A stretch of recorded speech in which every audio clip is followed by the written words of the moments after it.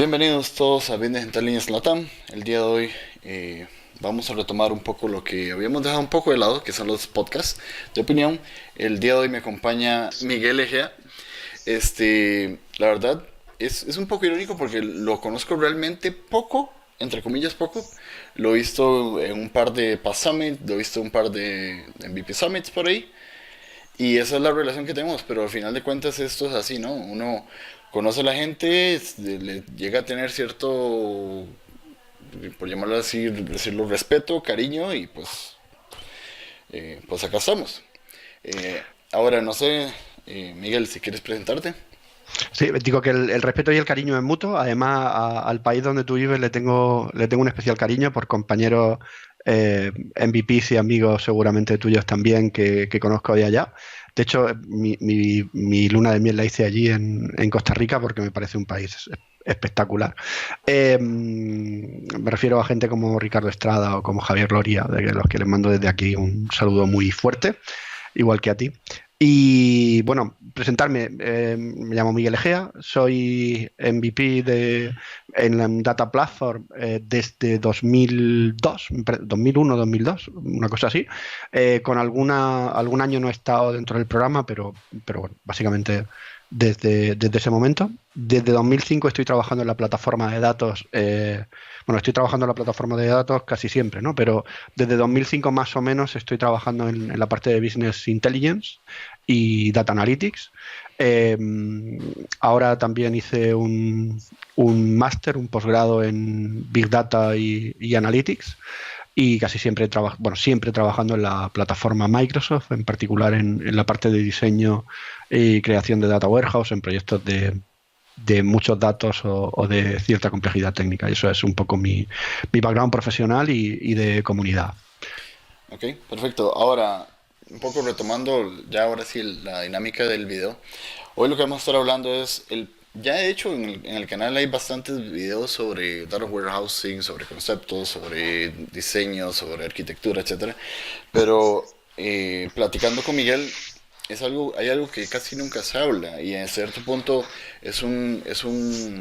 hay una fuerza, por llamarlo de alguna forma, latente o pregunta latente sobre el por qué construir un data warehouse. Si es algo old fashion, inclusive, si es algo que, no sé, algo que se hacía en los noventas, en los 2000. Entonces, básicamente vamos a ir hablando un poco sobre eso, digamos, sobre exactamente eso. Hay que construir un data warehouse. ¿Por qué construir un data warehouse? Bueno, a ver, en esto, digamos que siempre todo depende de cuál sea tu proyecto, ¿no? Entonces, ¿hay que construir un data warehouse? Pues bueno, la respuesta más normal es depende, que no es muy comprometedora, ¿no? Y lo que pasa es que tiene que ser esa. Lo que pasa es que es cierto que casi siempre que no se construye un data warehouse o siempre que no se construye un data warehouse, una de dos, o es una aplicación muy pequeñita, con muy pocos datos y dirigida a muy poca gente, a una persona, a dos como mucho, o, o el camino natural de esa aplicación es generar problemas, muchos problemas. ¿Por qué? Porque un data warehouse, conceptualmente, lo que hace es meter en un mismo silo, meter en un solo dato todo el conocimiento de negocio, toda la, todas esas cosas que hay ocultas, toda la limpieza de los datos, etcétera, etcétera. Y de eso no te libra. Ni si eres una empresa de 5.000 empleados, ni si eres una empresa de 3 empleados. Da igual. Eh, en todo hay, en todas las empresas hay casos y hay circunstancias que hay que tener en cuenta cuando diseñas un sistema. Y si ese sistema es muy pequeñito y no has hecho data warehouse y esos criterios quedan fuera, digamos, de ese ámbito, el resultado casi siempre es bastante desastroso. Entonces, mi opinión es, si tienes dudas de si necesitas crear un data warehouse, crea un data warehouse, porque te va a llevar un poco más de esfuerzo, obviamente, pero el resultado siempre va a ser mucho más escalable, mucho más robusto desde el punto de vista del rendimiento. Otra cosa Que es las implementaciones. al final de cuentas, de ahí, el objetivo, o más bien la necesidad sigue siendo la misma, no importa el año. O sea, y el final de cuentas es, ok, los sistemas transaccionales están hechos de una manera que no es natural sacar datos de ahí, básicamente. ¿Cómo hago yo para Así es. sacar datos, para sacar mis estadísticas? ¿Cómo hago para tener Pero acceso? yo iría incluso un poco más allá, César. Yo estoy pensando en cosas. Yo ejemplificando esto, yo siempre lo cuento, bueno, lo he contado muchas veces cuando he dado charlas o cuando estoy en algún evento así más de tú a tú, como en el caso que estamos haciendo ahora mismo, ¿no? Que es, creo que la experiencia se gana en fracasos. Suena un poco extraño quizá, ¿no? Pero Para mí es no. al final, al final el que crea que no se equivoque, el que no se haya equivocado nunca, ten mucho cuidado con él porque, no sé, quiero decir, todos nos hemos metido la pata y muchas veces, ¿no? Mi primer fracaso en el mundo de BI con esto fue en 2001 o algo así, haciendo CuboSolab con Analysis Services 2000, que era, bueno, que era otro mundo. Eh, me preguntó el director de marketing de la empresa para la que estaba trabajando. Ellos tenían unos listados que tardaban 15 minutos o algo así. Hicimos unos cubos y esos listados se podían consultar en Excel conectado al cubo de forma instantánea. Claro que el resultado era maravilloso, ¿no? Así que nos presentamos en una reunión y yo dije, bueno, ¿sabéis que tenemos que hacer el listado, que lo cortamos por esto y por lo otro y no sé qué? Mirad, abro mi Excel, conectar, bla, arrastro una de las dimensiones de corte, arrastro otra de las dimensiones de corte, pongo un filtro de año, arrastro las ventas. Tiempo real. Yo pensaba salir de allí a hombro, es decir, pensaba salir triunfador de la reunión. El director de marketing me dijo, ese dato está mal, se levantó y se fue. Ahí acabó mi primer proyecto de BI. ¿Por qué? ¿Por qué? Quiero decir, yo no daba crédito, yo simplemente después me fui al ordenador, me fui al Query Analyzer, que era lo que entonces teníamos para el equivalente a Management Studio, hice un select, sumé y sumaba exactamente igual que sumaba en lo que yo mostré en Excel. Así que pues me dediqué a preguntar por la organización por qué podía no cuadrar. Y resulta que había una empresa, que era la empresa 3, creo recordar, en la que se hacían las pruebas de desarrollo. Y esa empresa tenía más ventas que todo el grupo junto, porque se probaban que las casillitas de la aplicación estuviesen totalmente rellenas. Es decir, se vendían 99.999 unidades al precio más alto que se podía vender, para asegurar que incluso en un caso tan extremo la aplicación no iba a fallar. Claro, te puedes imaginar lo que eso distorsionaba los datos de la realidad. Entonces, desde el punto de vista técnico, yo había sumado qué es lo que se suponía que tenía que hacer. No había un data warehouse como tal, era básicamente quitar el problema de estar atacando reporting contra el relacional. Al no haber hecho ese ejercicio de crear un data warehouse, sino que ser algo rápido y sucio para solucionar ese problema, pues ese fue el primer fracaso. Y el primer fracaso es que si tú muestras un dato que no es real, pues el usuario de negocio simplemente se levanta y se va. No quiere perder su tiempo en que tú le expliques todo eso. Cuando es el usuario de negocio el que hace todo esto, pues incluso algunas veces peor, porque todas esas reglas quedan ocultas y obtusas dentro del Power Query que se trae los datos y hace no sé qué cosa. O peor aún, queda oculta en los filtros que él pone mientras que está consultando la información. De tal forma que si otro abre el Power BI y no tiene en cuenta esos filtros, pues realmente va a haber información errónea. Sí, ¿Vale? Entonces, de hecho ese ejemplo, esa historia que me contabas, o sea, suena muy familiar desde un punto. Cámbiale las palabras, o sea, y pónganle Power BI en vez de análisis services es que es tiempo agnóstico real. la tecnología, es el problema de tener o no tener data warehouse, Correcto. de haber hecho un ejercicio de comprender cuál es la naturaleza de tus datos y limpiarlo o no haberlo hecho. ¿Vale? Entonces, por eso hablaba de mi primer fracaso. El segundo también es muy gracioso. No tiene tanto que ver con data warehouse. Bueno, y sí tiene que ver, ¿no?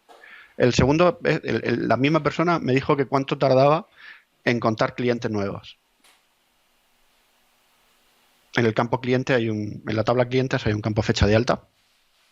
¿Cuánto tiempo tarda en crear una métrica que diga para la fecha de alta, cuéntame un 1 para este y ahora me sumas esos unos por fecha, ¿no? Y haces un pequeño cubo, un Power BI que te sume eso. Pues yo le dije, no sé, dame 2 horas por aquello de que eran muchos datos y tal. Cuando se lo enseñé en 2 horas, me dijo, ¿tú crees que si yo tuviese, no sé, si eran 100 clientes nuevos todos los meses, esta empresa tenía el tamaño que tiene? Y le dije, ¿y me dice? Yo qué sé, Yo qué esto sé, es lo que dicen los datos. yo soy de TI.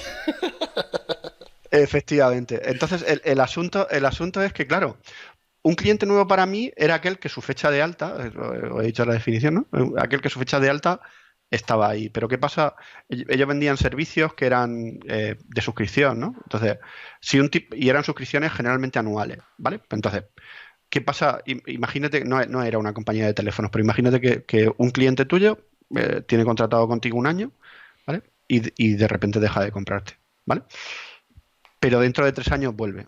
¿Es nuevo o no es nuevo? Bueno, pues eso hay conceptos, quiero decir, el que sea un poco de marketing o de venta, sabe perfectamente que eso es cross-selling, no es selling, son clientes que, en fin, quiero decir, hay un montón de conceptos de ese estilo que tienen que ver con la definición del concepto de cliente nuevo. Pero si nadie lo ha definido, si nadie te ha dicho cómo es y eso no se ha puesto de alguna forma objetiva, pues tú no lo sabes y lo más normal es que fracases, ¿no? Entonces, crear un data warehouse no es solo en sí el hecho de tener un único repositorio limpio, no sé, todas estas cosas que dice Kimball y que dice Inmon y que están, quiero decir, que técnicamente hay que tenerlas en cuenta, pero yo no estoy hablando solo de eso, yo estoy hablando de la importancia que tiene eso para el negocio, que es de lo que estamos, que creo que es la parte más interesante de eso. Sí, de ¿Mm? hecho hay que ser muy, muy, muy crítico con eso que acabas de decir, porque por ejemplo, no sabe la cantidad de data warehouse que he visto, donde casi que es un mapeo del transaccional hacia el data warehouse casi de uno a uno. Estamos hablando de que si hay una tabla de ventas, hay una tabla de ventas aquí, si hay una tabla de proveedores, hay una tabla de proveedores aquí. Y usted se pregunta, ¿dónde están las reglas de negocio? ¿Dónde están lo pesado de hacer data warehousing?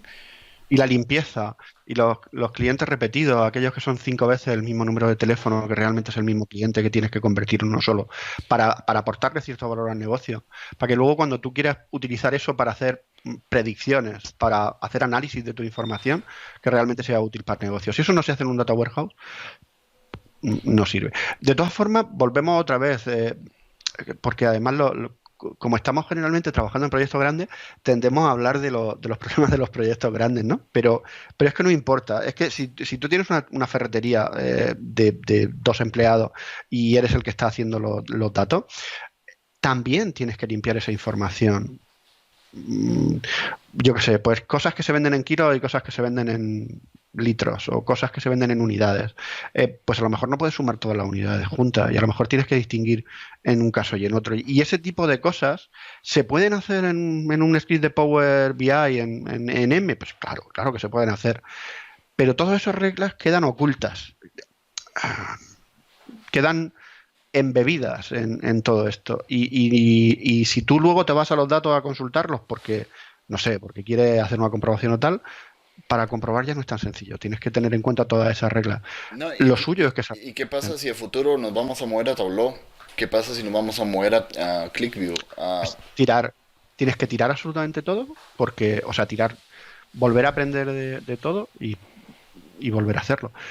Pero es peor que eso, incluso cuando los profesionales hacemos data warehouse, tú has estado en proyectos y yo también, yo me he encontrado proyectos de colegas en los que cuando haces un data warehouse, además creo que adquiere un compromiso contigo mismo y con la profesión. Y esto suena así muy, no sé, como muy, Muy ¿no? romántico. Muy romántico, pero lo que yo quiero decir con esto es que piénsate 3 veces qué vas a hacer antes de hacerlo, de si eso tiene que ir donde lo estás haciendo o si tienes que llevarlo al data warehouse y dejarlo fijo. Y te pongo un ejemplo que hablábamos antes offline, ¿no? Yo, el último caso que me he encontrado es un presupuesto en que bajo unas condiciones es mensual y en otras condiciones es ah, diario, ¿vale? Pero la granularidad que se desea a nivel de día. Entonces, ¿qué es lo que se hace? Pues el mensual se divide entre los días laborables. Está ahí perfecto. Si eso no, si en el data warehouse está el mensual apuntando al primer día del año, pero luego cuando nos lo llevamos a nuestro Power BI, a nuestro cubo de análisis, me da igual donde sea, hacemos un ejercicio de retransformación de ese data warehouse para explicar, para tener esa granularidad diaria, estamos haciendo encima del data warehouse procesos ETL para generar una tabla que debería estar en el data warehouse, pero no está. Con lo cual lo que estamos haciendo es eh, devaluando el concepto de data warehouse y llegando el otro día que estuve dando una charla acerca de Big Data, que preguntaba que cuánta gente tenía un data warehouse, a que yo hago dos preguntas cuando hago esto siempre, ¿no? ¿Quién tiene un data warehouse y quién se siente orgulloso de su data warehouse? Claro, la difícil es la segunda, ¿no? Es decir, tener un data warehouse, no sé, a esta base de datos es mi data warehouse, ya está, ¿no? Pero, ¿quién se siente orgulloso de su data warehouse, ¿no? Entonces, Mae, yo creo que esa se la voy a robar, mae. cuando quiera. Pero digo que levantar la mano ahí cuando te sientes orgulloso, ese debe de ser nuestro contrato, nuestro objetivo. Y hay muchas más cosas de las que podríamos hablar, de testing, de garantía de la calidad del dato, de ese tipo de cosas. Insisto, y no importa porque siempre que hablo de esto, pues claro, como mi trabajo es eso, muchas veces siempre tiende a pensar en el cliente grande. No, incluso en el modelo más chiquitito, estos son valores que tiene que tener el data warehouse y que son fundamentales, y que sin eso, la mitad de las veces estamos abocados a generar frustración y fracaso en nuestros usuarios. Con eso sigue siendo difícil, ¿eh? No me entiendan mal, no No, no, no. quiero De pintar hecho, ninguna. me parece bien interesante cómo se desvió un poco la conversación, porque igual yo siempre he sido muy crítico sobre, por ejemplo, acá en Costa Rica, hace que unos 4 años, entraron varias transnacionales, literalmente a robarse todos los VA developers que existían. Y fue brutal, mae. Ahorita en Costa Rica, si usted es un VA developer, tiene trabajo facilísimo. Bueno saberlo porque me gusta también mucho tu insight. Pero bueno, el punto es que, por ejemplo, dado eso, hubo un side effect, digamos, un efecto secundario, que es básicamente, bueno, ahora muchos DBAs se pasaron a trabajar en BI, o mucha gente que apenas medio sabe Integration Services, ahora trabajan en BI. Y lamentablemente, o sea, ahora yo lo digo, ahora en Costa Rica lo que hay es un montón de teledevelopers, un montón de gente que sabe mover tablas. Y que no tiene esa preocupación, esos fundamentos que estamos hablando, esa visión, no sé cómo llamarlo, eso que ahorita hablamos de que es un poco romántico, pero lamentablemente es lo que le da el valor agregado a tener un data warehouse, como es, usando su frase, a estar orgulloso de mi data warehouse. Mm. Pero, de hecho, uno de tus compañeros escribía hace un año así un artículo que hablaba de los data warehouse zombies, ¿no? Que son esos que como no te sientes orgulloso, son muertos vivientes, son silos donde dejaste alguna vez información para una aplicacioncilla o no sé qué y que están condenados a morir porque nadie se fía de los datos, Pero porque siguen los datos vivos. siguen sucios, porque Pero, no tuviste. Y me encanta esa definición también, ¿no? Porque ¿cuántos data warehouse son data warehouse zombies? Pero eso pasa más aún si no hay data warehouse. sí, claro. ¿Vale? Y luego hay escenarios que son eh, realmente complicados de resolver. Hemos puesto un par de ejemplos, hemos hablado de, no sé, niveles de granularidad distintos dentro de la misma tabla que tienes que hacer una serie de operaciones. Si en eso no hay un data warehouse, si eso no está físicamente en algún sitio, ¿cómo lo controlas? ¿Cómo lo testeas? ¿Cómo sabes que es correcto? Pero hay más ejemplos. Por ejemplo, lo que no son exactamente lo que la industria llama factless, porque lo que la industria llama factless es las tablas puente y ese tipo de cosas. Pero lo que son tablas de hechos sin hechos, o lo que yo muchas veces hablo como tablas de hechos sin hechos, que son eh, todo aquello que representa estados, por ejemplo, que tú tienes una fecha desde y una fecha hasta, ¿vale? Y en todo ese periodo, eh, tu cliente está en el estado activo, y luego está en el estado inactivo, y luego está en pendiente de pago, y luego, no sé, quiero decir, hay 5 o 6 estados y va pasando desde una fecha hasta otra.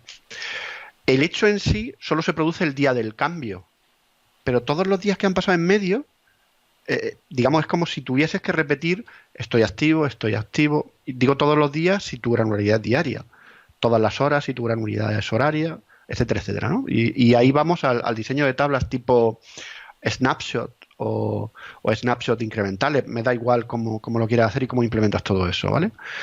Si tú no tienes un data warehouse digamos, evitar tener que tener toda esa explosión de la información, eh, hay preguntas que no puedes responder. ¿Cuántos clientes tenía yo activos el día 7 de abril? No son los clientes que pasaron a ser activos el 7 de abril, sino los que estaban activos, es decir, cualquiera que haya empezado antes y no haya terminado antes del 7 de abril.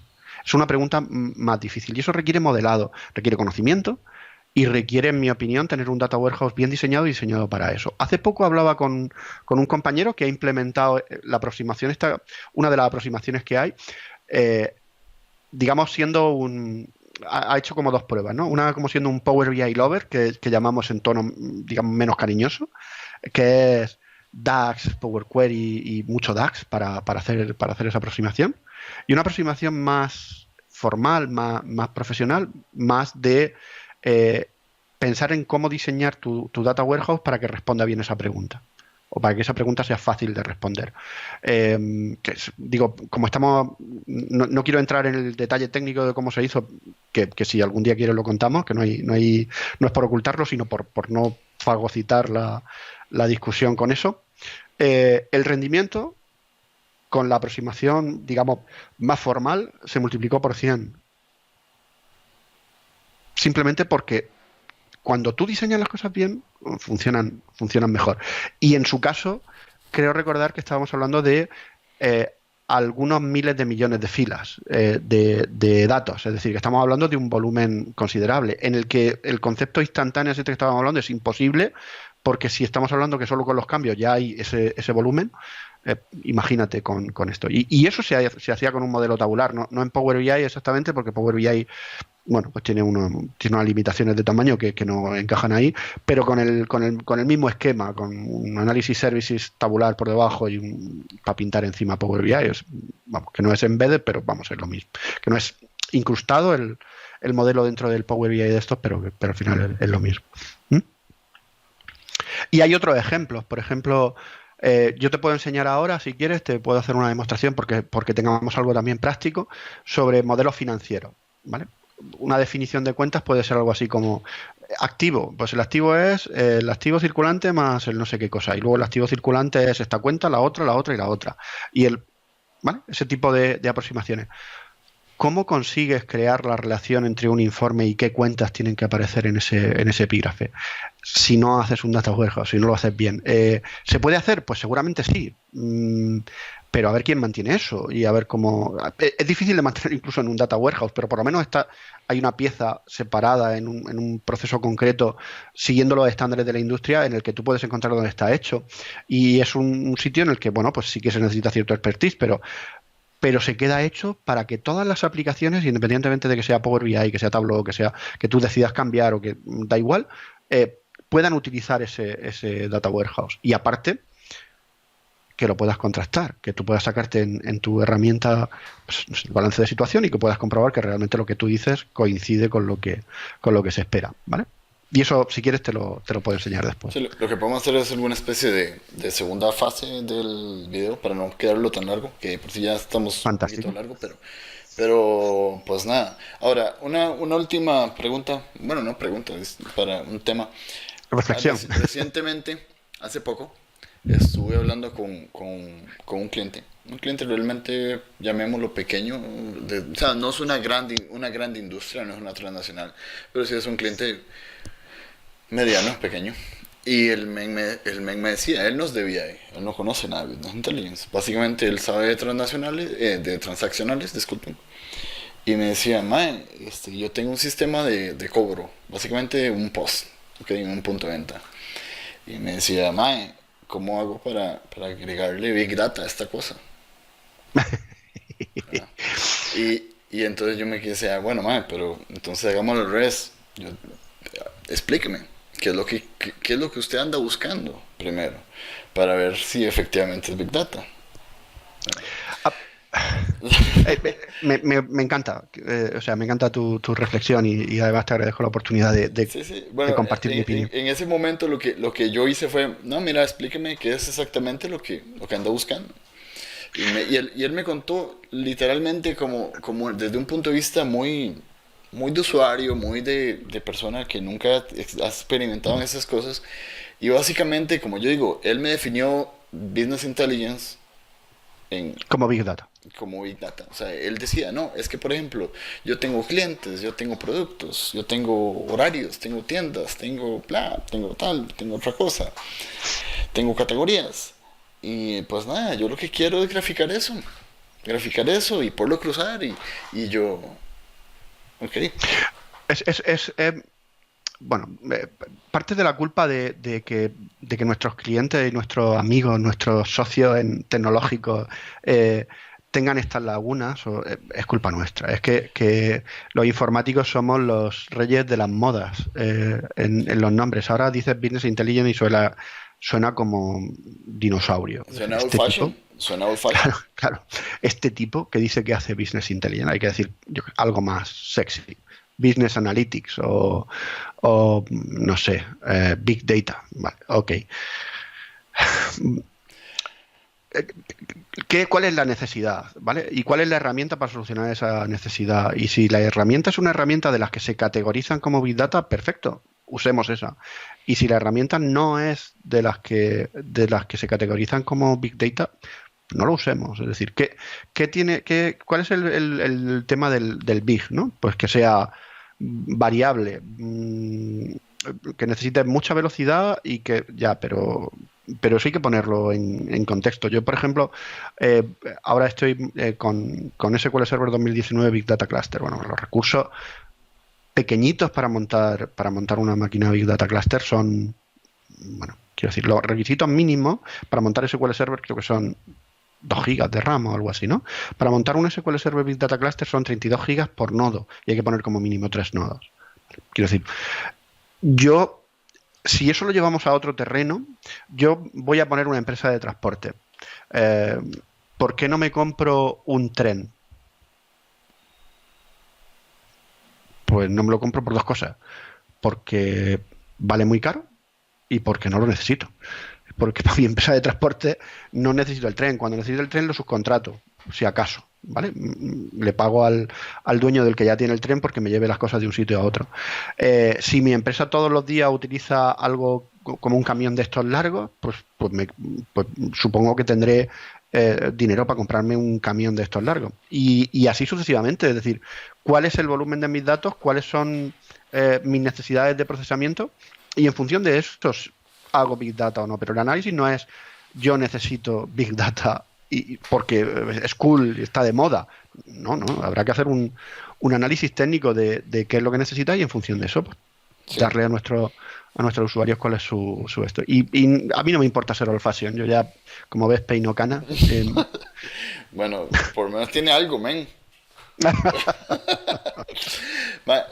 Algo igual bien relacionado a eso es yo siempre digo, algo que me hizo mucha gracia lo que acabas de comentar es, ¿de quién es culpa esto? Y yo soy muy crítico en esto, yo siempre digo, es culpa de los MVPs, es culpa de Microsoft, es culpa de Oracle, es culpa de HP, es culpa de Dell, es culpa de todos los vendors. O sea, es un tema fashion, es un tema de qué es más bonito, qué es lo que busca la gente en Google.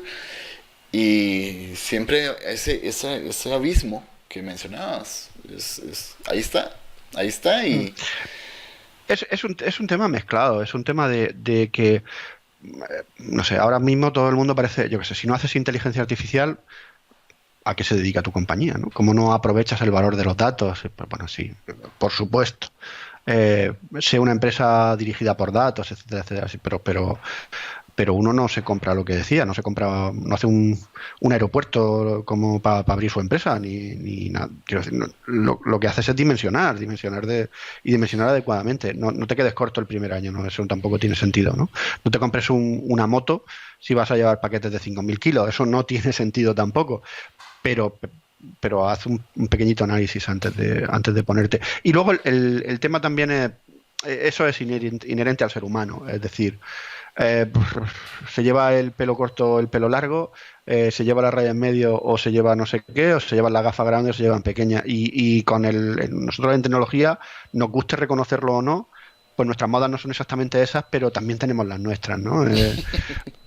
Entonces, de repente, si no sabías XML, que nunca supe muy bien qué era saber XML, no eras nadie en la industria, De repente si dices XML ya eres un old fashion, ahora hay que decir JSON o JSON, y ser más moderno. Si no sabes Big Data, parecía que hace 5 años el que no sabía los conceptos de MapReduce era un mindundi en la industria. Y no creo, hay gente que va a vivir toda su vida sin saber lo que es un MapReduce y que va a vivir muy feliz y que no lo va a necesitar jamás, aunque use Big Data. Ahora parece que lo que hay que saber es Spark y bueno, pues seguramente sí, seguramente no quiero quitarle ni un ápice de valor a esas tecnologías, no quiero que nadie me entienda mal, son tecnologías asombrosas, pero claro, también es asombroso un Boeing 737, quiero decir, o un Airbus 320, pero yo no me lo compro, ni conozco ninguna empresa mediana, incluso grande, que tenga uno en propiedad, porque no tiene sentido, ¿vale? Sí, no, definitivamente hay que ser muy selectivo a la hora de cuando uno se define su propio career path, o sea, personal, me explico, no a nivel empresarial, sino cuando uno dice, esto es lo que yo quiero ser, hay que ser muy selectivo, porque, o sea, eso pasa mucho, o sea, simple y sencillamente las herramientas cambian, las tecnologías cambian, y lo que aparentemente hoy es el futuro, pues termina siendo absorbida o automatizada o X cantidad de opciones y pues nada, ya no hay que hacerlas, ya no hay que verlas. Además, nuestra industria está llena de eso. Yo, cuando en conversaciones así más informales cuento eso, siempre digo, yo terminé la carrera en el año 1992. En España ese año es el año, porque fueron las Olimpiadas, en fin, quiero decir, fue la Expo de Sevilla, es decir, fue como muy, era el año. Eh, el Windows, la versión de Windows que había era la 3.11 para trabajo en grupo. Internet existía en la universidad, pero no que nadie piense que existía como existe ahora. Y los teléfonos no eran teléfonos, eran zapatófonos.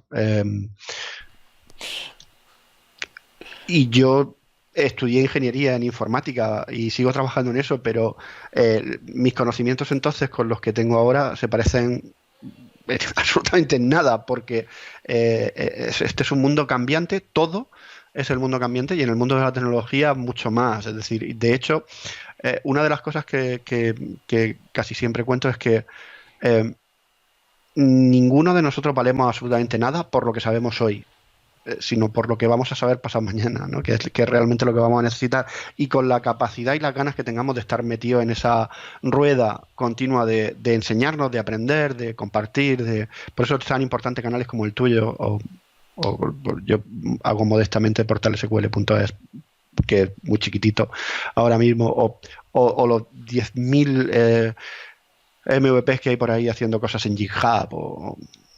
Quiero decir, eso es lo que realmente hace que tú puedas ir progresando, que puedas ir avanzando, que puedas compartir conocimiento, que siga. Bueno, y no sé por qué me he puesto tan filosófico. Tú me perdonas.